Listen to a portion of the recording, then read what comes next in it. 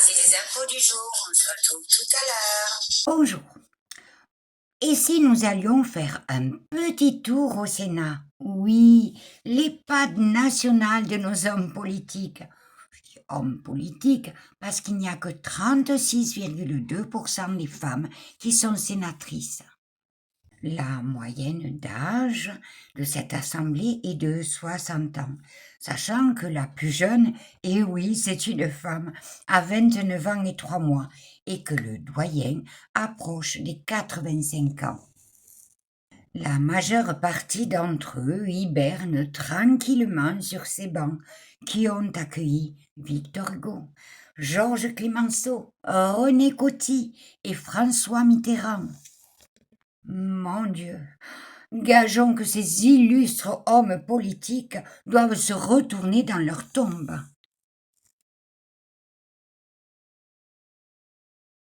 Quoi qu'il en soit, de temps en temps, quelques-uns se réveillent.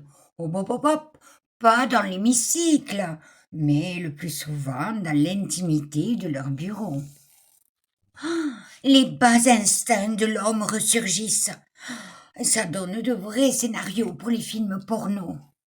Par exemple, droguer les femmes pour abuser d'elles.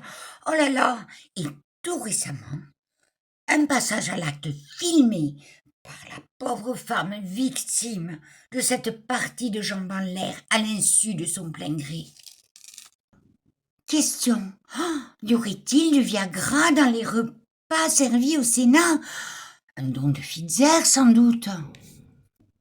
Alors c'est peut-être le fantôme de Charlie Chaplin, qui est devenu père encore à 73 ans, qui hante les couloirs de la grande assemblée.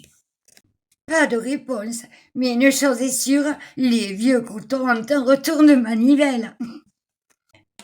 Mais qui est donc la pauvre femme qui dernièrement a subi les assauts d'un de ces mâles en rut et qui a pris le temps de filmer? Elle est pas folle, la guêpe.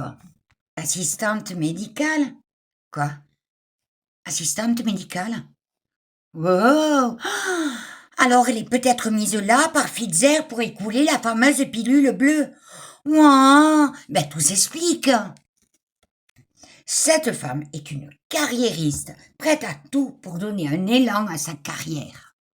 Dans ma jeunesse, je me souviens de certaines de ces filles ou femmes, soi-disant bien sous tout rapport, qui étaient très très critiques, voire même insultantes avec leurs collègues féminines, parce qu'à leur avis, elles changeaient trop souvent de petits copains ou s'habillaient comme des salopes.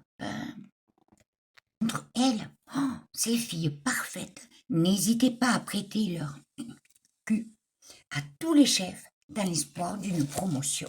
Et car pour certaines, ça a drôlement bien marché. On appelait ça la promotion canapé. Avouez qu'on est bien loin du marivaudage et des grandes heures du romantisme. Le sexe a toujours été un moteur de l'histoire de l'humanité.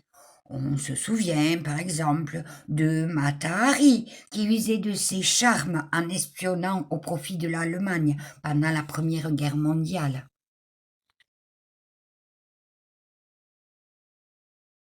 Décidément, dans ce monde en perpétuelle mutation, il y a quand même des choses qui ne changent pas. Comme disait Ernesto Sabado, écrivain argentin, né en 1911 et mort en 2011, il a vécu assez longtemps pour se faire une idée des relations intimes.